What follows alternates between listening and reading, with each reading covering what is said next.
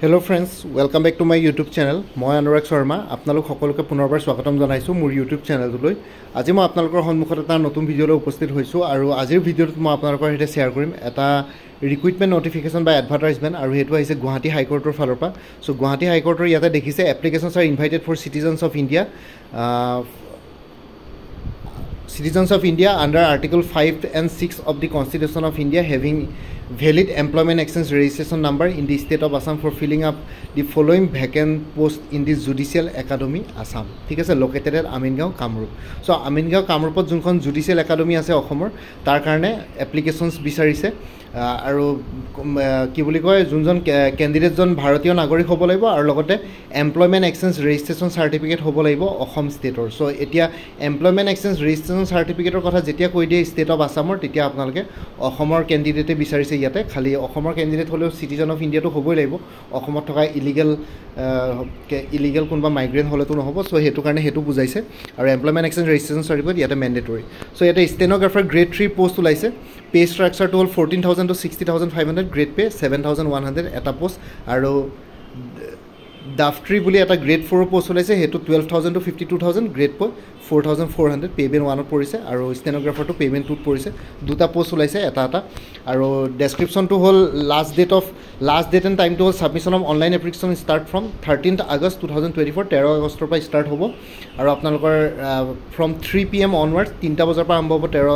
13 আগষ্টৰ আৰু last date for submission of online এপ্লিকেশনো হ'ব 28 August 2024 ইভিনিং 5 PM লৈকে আছে আৰু evening 3 PM 13 August 2024 evening 3 PM পৰা আপোনালোকৰ অনলাইন এপ্লিকেশন ষ্টাৰ্ট হ'ব আৰু ফি পেমেন্টৰ লাষ্ট ডেট হ'ল 30 August 2024 30 আগষ্টলৈকে আছে টিল বেংক ট্ৰানজেকশ্যন আৱাৰ্ছ। তাৰপিছত এজ লিমিটবিলাক আছে আনৰিজাৰ্ভ কেটেগৰীৰ কাৰণে মিনিমাম 18 বছৰ maximum age limit 40 years SC ST কাৰণে মিনিমাম এজ লিমিটটো সকলোৰে কাৰণে গোটেইকেইটা কেটেগৰীৰ কাৰণে 18 বছৰ 18 ইয়াৰ্ছ আৰু মেক্সিমাম এজ লিমিট সকলোৰে বেলেগ আনৰিজাৰ্ভৰ কাৰণে 40 years upper age limit SC ST কাৰণে 45 ইয়াৰ্ছ OBC MOBC কাৰণে 42 ইয়াৰ্ছ আৰু PWBD কেণ্ডিডেটছখিনিৰ কাৰণে পাৰ্চনছ উইথ ডিছেবিলিটিছ কাৰণে মানে ফিজিকেলি হেণ্ডিকেপবিলাকৰ কাৰণে 50 ইয়াৰ্ছ। ঠিক আছে, চ' এফৰমেনশ্যন ডেট লিমিটছবিলাক determine on the last date of receive of online application. So' online এপ্লিকেশ্যনৰ যোনটো লাষ্ট ডেট হয় 28 August 2024 সেই ডেটটোৰ আগতে আপোনালোকৰ এজ লিমিটখিনি এইখিনি নিৰ্ধাৰণ কৰা হ'ব। এছেঞ্চিয়েল এডুকেশ্যনেল আৰু এলিজিবিলিটি কেণ্ডিডেটছ হ'ল a candidate on the last date of receive of application must fulfil the following criteria. So' যোনটো লাষ্ট ডেট দিয়া আছে অনলাইন এপ্লিকেশ্যনৰ 28 August 2024 সেইটো ডেটত তেওঁলোকে এইখিনি ক্ৰাইটেৰিয়া ফুলফিল কৰিব লাগিব। Like must be graduate from a recognise university এখন ৰিকগনাইজ ইউনিভাৰ্চিটিৰ পৰা গ্ৰেজুৱেট হ'ব লাগিব আৰু লগতে must possess diploma certificate in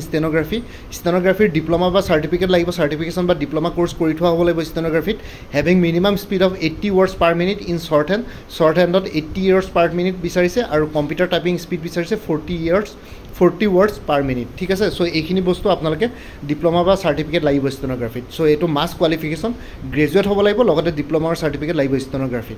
ষ্টেনোগ্ৰাফিত আৰু লগতে এইটো গ্ৰেড 3 কথা ক'লোঁ আৰু গ্ৰেড 4 যদি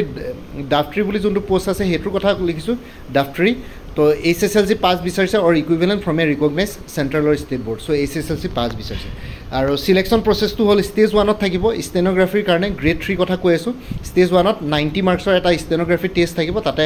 voice testing before dictation 2 minute থাকিব taking dictation in short hand at a speed of 80 words per minute total 560 words লাগিব 7 মিনিটছত আৰু time to be given to the candidates for testing the computer 3 minutes আৰু time for transcription of the dictated portion in computer 20 minutes। তাৰপিছত written test হ'ব stage 1ত এইখিনি হ'ব stenography test হ'ব 90 মাৰ্কছৰ। ষ্টেজ 2ত থাকিব আপোনালোকৰ ৰিটেন টেষ্ট 70 মাৰ্কছৰ 2 hours ডিউৰেশ্যন আৰু কেণ্ডিডেটছক ইয়াতে 1:10 ৰেচিঅ'ত ষ্টেনোগ্ৰাফি টেষ্টৰ পৰা 10:1:10 ৰেচিঅ'ত ইয়াতে মাল্টিপল চইচ কুৱেশ্যনৰ এটা ৰিটেন টেষ্ট মানে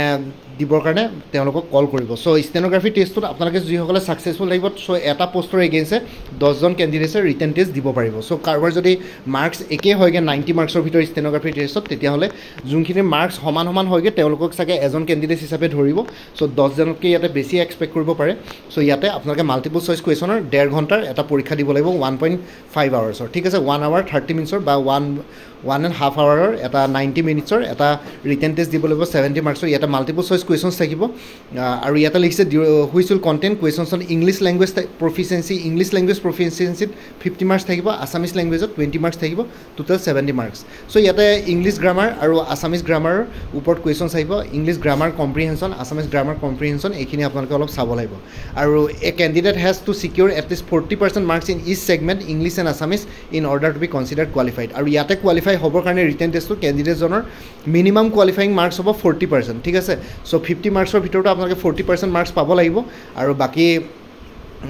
এটা 50 মাৰ্কছৰ ভিতৰত 40% হ'লে কিমান হ'ব 20 মাৰ্কছ তো 20 মাৰ্কছ আপোনালোকে পাব লাগিব আৰু আছামিজ লেংগুৱেজতো 20 মাৰ্কছৰ ভিতৰত 40% হ'লে মানে কিমান হ'ব 8 মাৰ্কছ আপোনালোকে ইয়াতে স্ক'ৰ কৰিব লাগিব 20 ভিতৰত 8 পালে মানে আপোনালোকে কোৱালিফাই হ'ব আৰু 50 ভিতৰত 20 মাৰ্কছ পালে মানে আপোনালোকে কোৱালিফাই হ'ব চ' যিসকলে সেই 50 ভিতৰত 20 মাৰ্কছ নাপায় বা 20 মাৰ্কছৰ ভিতৰত 8 মাৰ্কছ নাপায় তেতিয়াহ'লে তেওঁলোকে ডিছকুৱালিফাইড হ'ব যিসকলে কোৱালিফাই কৰিব তেওঁলোককে চিলেকশ্যন কৰা হ'ব চ' ইয়াত এইটো বস্তু পূৰা ক্লিয়াৰলি মেনশ্যন কৰিছোঁ চ' 40% ইংলিছ লেংগুৱেজ প্ৰফিচিয়েঞ্চি আৰু আছামিজ লেংগুৱেজ দুইটা ছেগমেণ্টতে 40% মাৰ্কছ মিনিমাম লাগিবই আৰু এটা লিখিছে the written examination will be of qualifying nature and a marks obtain therein will not be counted while preparing the final merit list so' written এক্সামটো এটা qualifying type of test হ'ব চ' ইয়াতে final merit list prepare কৰোঁতে ইয়াতে written টেষ্টৰ marks ইয়াতে count কৰা নহয় নেক্সট ষ্টেজ 3ত আপোনালোকৰ ভাইভা পোষ্ট থাকিব 20 মাৰ্কছৰ চ' ইয়াতে কেণ্ডিডেটছ এটা পোষ্টৰ এগেইনষ্টে 3জনকৈ মাতা হ'ব ঠিক আছে চ' ইয়াতে candidates in the ratio' 1:3 in order of merit in the stenography test shall be called to appear in the interview viva post subject to having qualified in the written exam so written examination যদি আপোনালোকে দুইটা সেকশনতে 40% marks qualify কৰে তেতিয়াহ'লে আপোনালোকক viva post বা ইণ্টাৰভিউলৈ মাতা হ'ব 20 মাৰ্কছৰ এটা ভাইভা পোষ্ট বা ইণ্টাৰভিউ হ'ব আৰু লগতে a candidate has to secure at least 60% marks that is 12 out of 20 marks in order to qualify the interview আৰু ইণ্টাৰভিউত কোৱালিফাই কৰিবৰ কাৰণেও কেণ্ডিডেটসকলক মিনিমাম 60% মাৰ্কছ লাগিব মানে আউট অফ 20 মাৰ্কছ আপোনালোকে 12 মাৰ্কছ মিনিমাম স্ক'ৰ কৰিব লাগিব ইণ্টাৰভিউত কোৱালিফাই কৰিবৰ কাৰণে চ' ষ্টেজ 3ত ইণ্টাৰভিউ থাকিব চ' এইটো মই ষ্টেন'গ্ৰাফি গ্ৰেড 3 কথা কৈ আছোঁ ষ্টেজ 1ত আপোনালোকৰ ষ্টেন'গ্ৰাফি টেষ্ট থাকিব 90 মাৰ্কছৰ ষ্টেজ 2ত থাকিব ৰিটেন টেষ্ট 70 মাৰ্কছৰ তাৰপিছত ষ্টেজ 3ত থাকিব আপোনালোকৰ ইণ্টাৰভিউ বা ভাইভা পোষ্ট 20 মাৰ্কছৰ আৰু ইয়াতে লিখিছে final selection will be made on the basis of the total marks obtain by the candidate in the stenography test and interview viva পোষ্ট আৰু ফাইনেল চিলেকশ্যন লোৱা হ'ব যিহেতু এটাই পোষ্ট আছে ফাইনেল চিলেকশ্যন আপোনালোকৰ কৰা হ'ব ষ্টেন'গ্ৰাফি টেষ্ট যোনটো ফাৰ্ষ্ট ষ্টেজত আছিলে আৰু লগতে ইণ্টাৰভিউ ভাইভা পোষ্ট দুটাৰ মাৰ্কছ মিলাই 90 + 20 তাৰ ভিতৰত আপোনালোকে কিমান স্ক'ৰ কৰে সেইটোৰ ওপৰতে নিৰ্ধাৰণ কৰা হ'ব ফাইনেল চিলেকশ্যন তাৰ উপৰিও আপোনালোকে কোৱালিফাইং মাৰ্কছকেইটা পাব লাগিব সেইটোৰ ওপৰত ডিপেণ্ড কৰিব when more than one candidate obtains same grand total marks the candidate who obtains more marks in the stenography test will get preference ঠিক আছে আৰু যদি দুজন কেণ্ডিডেটছে ষ্টেন'গ্ৰাফি টেষ্ট প্লাছ ইণ্টাৰভিউত যদি দুইটা মিলাই পেলাই যদি গ্ৰেণ্ড টোটেল সমান হয় তেতিয়াহ'লে যোনজন কেণ্ডিডেটছৰ ষ্টেন'গ্ৰাফি টেষ্টত মাৰ্কছ বেছি থাকিব তেওঁকে প্ৰিফাৰেঞ্চ দিয়া হ'ব মানে ফাইনেল চিলেকশ্যন কৰা হ'ব where the marks obtained by each candidate in the stenography test are also same then the candidate who is senior in age will get preference আৰু যদি কোনোবা যদি কেণ্ডিডেটছৰ যদি এতিয়া ধৰক দুজন কেণ্ডিডেটছ আছে দুইজনৰ ধৰক ষ্টেন'গ্ৰাফি টেষ্টতো সমান মাৰ্কছ হ'ল তেতিয়াহ'লে যোনজন বয়সত ডাঙৰ ছিনিয়ৰ হয় তেওঁকে চাকৰি দিয়া হ'ব ঠিক আছে চ' ইয়াতে এইটো গভৰ্ণমেণ্টৰ এইটো ক্ৰাইটেৰিয়া সেইটো আপোনালোকে অপ'জ কৰি লাভ নাই চ' যোনজনৰ বয়স বেছি চ' তেওঁকে চাকৰিত দিয়া হ'ব চ' ইয়াতে সেইটো আৰু ডাফটাৰী বুলি যোনটো পোষ্ট আছে গ্ৰেড 4ত তেওঁলোকৰ কাৰণে ষ্টেজ 1ত এটা ৰিটেন টেষ্ট হ'ব অবজেক্টিভ টাইপ মাল্টিপল চইচৰ 1.5 ঘণ্টাৰ 90 মিনিটছ 1.5 আৱাৰ্ছ মানে 1.5 আৱাৰৰ এটা ৰিটেন টেষ্ট হ'ব 50 মাৰ্কছৰ তাতে থাকিব the written test will contain questions on high school standard there will be no' negative mark for wrong answer so' negative marking ইয়াতে নাথাকে আৰু হাই স্কুল ষ্টেণ্ডাৰ্ডৰ আপোনালোকৰ এটা ৰিটেন টেষ্ট হ'ব হাই স্কুল ষ্টেণ্ডাৰ্ড মানে আপোনালোকে social science history geography polity economy এইখিনি social চায়েন্সত পৰে তাৰ উপৰি জেনেৰেল নলেজৰ কিছুমান কুৱেশ্যনছ আপোনালোকে এক্সপেক্ট কৰিব পাৰে আৰু মেথছৰ চাগে দুই এটা কুৱেশ্যনছ ইয়াতে ইনক্লুড থাকিব হাই স্কুল ষ্টেণ্ডাৰ্ডৰ চ' ষ্টেজ 1ত এইখিনি থাকিব তাৰপিছত আহি গ'ল ষ্টেজ 2ত থাকিব ইণ্টাৰভিউ ভাইভা পোষ্ট 20 মাৰ্কছৰ চ' কেণ্ডিডেটসকলক এটা পোষ্টৰ এগেইনষ্টে 5জনকে 5 টাইমছ নাম্বাৰছক ইয়াতে ষ্টেজ 2ত আপোনালোকক ইণ্টাৰভিউ ভাইভা পোষ্ট ল'বৰ কাৰণে মাতিব in order of merit in the written test will be call to appear in the interview viva পোষ্ট and verification of original testimonials ঠিক আছে আৰু ভেৰিফিকেশ্যন হ'ব document verification a candidate must secure a minimum of 60% marks in the interview viva পোষ্ট out of 12 that is 12 out of 20 marks in order to get considered qualified so আপোনালোকৰ ইয়াতো stage 2 যোনটো grade 4 post আছে তাৰ কাৰণে আপোনালোকে 20 ভিতৰত 12 marks minimum পাব লাগিব 60% মাৰ্কছ আৰু ফাইনেল চিলেকশ্যন হ'ব ৰিটেন টেষ্ট আৰু ইণ্টাৰভিউ মিলাই পেলাই ফাইনেল চিলেকশ্যন কৰা হ'ব আৰু কোনোবা যদি কেণ্ডিডেটছে এজনতকৈ বেছিয়ে যদি একে সমান গ্ৰেণ্ড টোটেল মাৰ্কছ পাইছে তেতিয়াহ'লে ৰিটেন টেষ্টত যাৰ কেণ্ডিডেটছৰ বেছি মাৰ্কছ আছে তেওঁকে চিলেকশ্যন কৰা হ'ব আৰু যদি কোনোবা যদি ৰিটেন টেষ্টতো যদি সমান মাৰ্কছ পাইছে তেতিয়াহ'লে কেণ্ডিডেট যোনজন এজত ছিনিয়ৰ হয় মানে বয়সত ডাঙৰ তেওঁকে ফাইনেল চিলেকশ্যন দিয়া হ'ব চ' এইখিনি আছিলে আপোনালোকে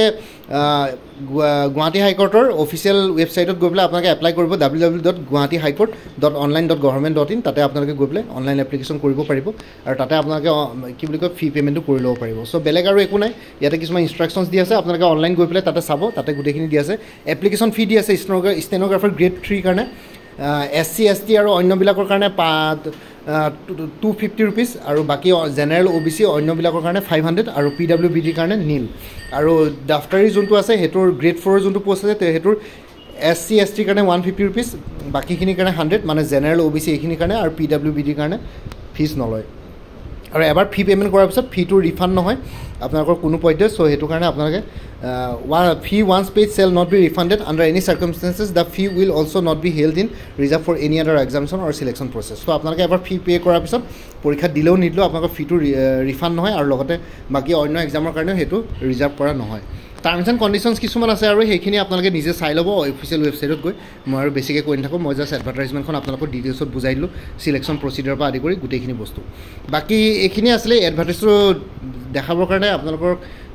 এডভাৰটাইজমেণ্টটো শ্বেয়াৰ কৰিবৰ কাৰণে ভিডিঅ'টো বনালোঁ গুৱাহাটী হাইকোৰ্টত বহুত দিনৰ পিছত নটিফিকেশ্যন ওলালে আৰু বাকী আপোনালোকে যদি আপকামিং এক্সামছবিলাকৰ কাৰণে প্ৰিপেৰেশ্যন কৰি আছে তেতিয়াহ'লে কিছুমান কোৰ্চেছ এভেইলেবল আছে আৰু মই আৰু এটা কথা কৈ দিছোঁ মোৰ পৰা আগতে যদি কোনোবাই কিবা কোৰ্চ কিনি থৈছিলে এবাৰ জনাই দিব কাৰণ কিছুমান কোৰ্চৰ মেটেৰিয়েলছ কমন হ'ব পাৰে কাৰণ আছাম গভৰ্ণমেণ্টৰ বা APSC এক্সামছবিলাকৰ এক্সাম পেটাৰ্ণ চিলেবাছ অলমষ্ট একেই থাকে চিলেবাছবিলাক অলমষ্ট একেই থাকে খালি সেইটো কাৰণে কোনোবাই যদি আগতে মোৰ পৰা কিবা কোৰ্চ কিনি থৈছিলে এবাৰ জনাই দিব তেতিয়া আগৰ কোৰ্চটো যোনখিনি আছে নতুন কোৰ্চটোৰ লগত যোনখিনি মিলিব সেইখিনি নিকিনি পেলাই বাকী অন্য এক্সট্ৰা মেটেৰিয়েলছখিনি আপোনালোকে মোৰ পৰা ল'লে হ'ল তেতিয়া কোৰ্চৰ প্ৰাইচটো কমি যাব ঠিক আছে APSC assistant accounts officer APDCL AGCৰ কাৰণে ফুল কোৰ্চ এটা এভেইলেবল আছে ইয়াতে 3খন পেপাৰ কভাৰ কৰা হৈছে কোৰ্চটোত জেনেৰেল ইংলিছ জেনেৰেল নলেজ আৰু মেথামেটিক্স ডেছক্ৰিপটিভ টোটেল 400 আৰু লগতে একাউণ্টেঞ্চি কোৰ কোনোবাই যদি লৈছে তেতিয়াহ'লে একাউণ্টেঞ্চি কোৰৰ ফ্ৰী এটা এক্সটাৰ্নেল লিংক দি দিম এইটোৰ কাৰণে মই কোৰ্চটোত 400 rupeesত ইনক্লুড কৰা নাই কাৰণ এইটো এটা এক্সটাৰ্নেল লিংক হয় মোৰ কোনো তাতে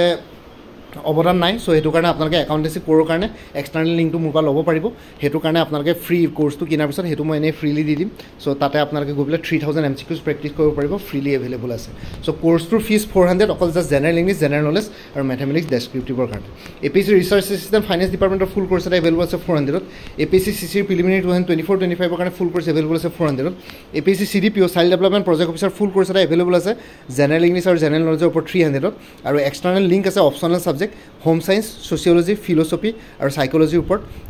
এক্সটাৰ্নেল লিংকছ এভেইলেবল আছে ইয়াতে MCQs প্ৰেক্টিছ কৰিব পাৰিব এইখিনি বস্তু ফ্ৰীতে দি দিম কোৰ্চটো কিনাৰ পিছত বাছ 300 rupees যোনটো কোৰ্চ ফি আছে সেইটো অকল জেনেৰেল ইংলিছ আৰু জেনেৰেল নলেজ পেপাৰকেইখনৰ কাৰণে আছাম ডাইৰেক্ট ৰিক্ৰুটমেণ্ট ADRE 2.0 ফুল কোৰ্চ এটা এভেইলেবল আছে 350 উইমেন এণ্ড চাইল্ড ডেভেলপমেণ্ট আৰু ষ্টেটিষ্টিকেল এছিষ্টেণ্টৰ ফুল কোৰ্চ এভেইলেবল আছে 350 আছাম পুলিচ SI কনষ্টেবল আৰু অন্যান্য পষ্টসমূহৰ কাৰণে ফুল কোৰ্চ এভেইলেবল আছে 350 APSC কম্পিউটাৰ অপাৰেটৰ ফুল কোৰ্চ এভেইলেবল আছে 300 APSC টুৰিজম ডেভেলপমেণ্ট অফিচাৰৰ ফুল কোৰ্চ এভেইলেবল আছে 300 APSC মটৰ ভেহিকল ইনস্পেক্টৰ যোনটো জেনেৰেল ষ্টাডিজ পেপাৰ আছে তাৰ কাৰণে ফুল কোৰ্চ এভেইলেবল আছে 400 আৰু আপোনালোকে আপডেটেড কাৰেণ্ট এফেয়াৰ্ছবিলাক প্ৰত্যেক মাহে পাই থাকিব এতিয়া এজ অফ নাও কোৰ্চবিলাকত জানুৱাৰী 2023 পৰা জুলাই 2024 লৈকে কাৰেণ্ট এফেয়াৰ্ছ আপডেটেড হৈ আছে শ্বেয়াৰ কৰা হৈছে আৰু গোটেইখিনি PDF ফৰ্মেটত আছে আৰু আপোনালোকে ষ্টেপ বাই ষ্টেপ এক্সপ্লেনেশ্যন ফৰ্মুলা গোটেইখিনি পাই যাব লগতে এক্সপ্লেনেশ্যনো থাকিব আৰু য'ত ষ্টেটমেণ্ট বেছ কুৱেশ্যনছ লাগে ষ্টেটমেণ্ট বেছ কুৱেশ্যনো থাকিব আৰু কাৰেণ্ট এফেয়াৰ্ছ আপোনালোকে লাইফ টাইমৰ কাৰণে পাই থাকিব তাৰ কাৰণে জাষ্ট মোক এটা ৰিমাইণ্ডাৰ মেছেজ দিলেই হ'ল প্ৰত্যেক মাহৰ ষ্টাৰ্টিঙতে হোৱাটছএপত আৰু কোনোবা যদি ইণ্টাৰেষ্টেড কেণ্ডিডেটছ আছে কোৰ্চখিনি ল'বৰ কাৰণে তেতিয়াহ'লে এই হোৱাটছএপ নম্বৰটো মেছেজ কৰি জনাওক 9706557851 আৰু লগতে যোনটো হোৱাটছএপ নম্বৰ দি আছে এইটো অনুগ্ৰহ কৰি কল নকৰিব এইটো জাষ্ট হোৱাটছএপ মেছেজৰ কাৰণে এভেইলেবল কলৰ কাৰণে এভেইলেবল নহয় বাকী এই কোৰ্চখিনি ডিটেইলছ এই ভিডিঅ'টো ডেছক্ৰিপশ্যন আৰু কমেণ্ট ছেকশ্যনত দি দিছোঁ আপোনালোকে ভিডিঅ' ডেছক্ৰিপশ্যন আৰু কমেণ্ট ছেকশ্যনত গৈ পেলাই এই কোৰ্চখিনিৰ কথা আৰু এবাৰ চাই ল'ব পাৰিব আৰু কোনোবা যদি ইণ্টাৰেষ্টেড কেণ্ডিডেটছ আছে তেতিয়াহ'লে হোৱাটছএপত মেছেজ কৰি জনাওক কোৰ্চৰ কণ্টেণ্টছখিনি দিম কোৰ্চত কি কি থাকিব লগতে পে'মেণ্টৰ লিংক দি দিম পে'মেণ্ট কৰাৰ লগে লগে আপোনালোকে গোটেই কোৰ্চটো নিজৰ হোৱাটছএপত PDF ফৰ্মেটত পাই যাব চ' এইখিনি জনাবৰ কাৰণে ভিডিঅ'টো বনালোঁ বাকী এই ভিডিঅ'টোৰ ডেছক্ৰিপশ্যন আৰু কমেণ্ট ছেকশ্যন চেক কৰক এক্সট্ৰা এডিশ্যনেল ইনফৰ্মেশ্যনবিলাকৰ কাৰণে আৰু লগতে মোৰ আৰু এটা চেনেল আছে অসম আইকিউ বুলি সেই চেনেলটোৰ লিংকটো এই ভিডিঅ'টোৰ ডেছক্ৰিপশ্যনত শ্বেয়াৰ কৰিছোঁ আপোনালোকে সেইটো চেনেল ছাবস্ক্ৰাইব কৰিব পাৰিব চ' ভৱিষ্যতলৈ এনেকুৱা ধৰণৰ কম্পিটিভ এক্সামছবিলাক দিয়াৰ ক্ষেত্ৰত আৰু অলপ এক্সট্ৰা গাইডেঞ্চ পাই যায় বাকী মোৰ ভিডিঅ'ছবোৰ চাই যদি ভাল পায় মোৰ চেনেলটো ছাবস্ক্ৰাইব কৰি ল'ব আৰু লগতে আপোনালোকৰ যিমানখিনি ফেমিলি ফ্ৰেণ্ডছ ৰিলেটিভছ আৰু চিনাকি এক্সপিৰিয়েঞ্চ আছে তেওঁলোকৰ লগত মোৰ চেনেলটো শ্বেয়াৰ কৰিব লগতে কমেণ্ট ছেকশ্যনত জনাব কিবা যদি কুৱেশ্যন থাকে ডাউট থাকে মই নিশ্চয় আপোনালোকৰ কুৱেশ্যনছ আৰু ডাউটছবিলাকৰ ৰিপ্লাই দিবলৈ চেষ্টা কৰিম বাকী আজিৰ ভিডিঅ'টো ইমানতে সমাপ্ত কৰি আপোনালোক সকলোৰে পৰা বিদায় দিলোঁ কাইলৈ পুনৰ এটা নতুন ভিডিঅ'লৈ আপোনালোকৰ সন্মুখত উপস্থিত হ'ম তেওঁলোকে ভালকৈ প্ৰিপেৰেশ্যন কৰি থাকক সকলোৱে অল দি বেষ্ট থাকিলে bye take care friends Bharat মাতা কি জয় আই অসম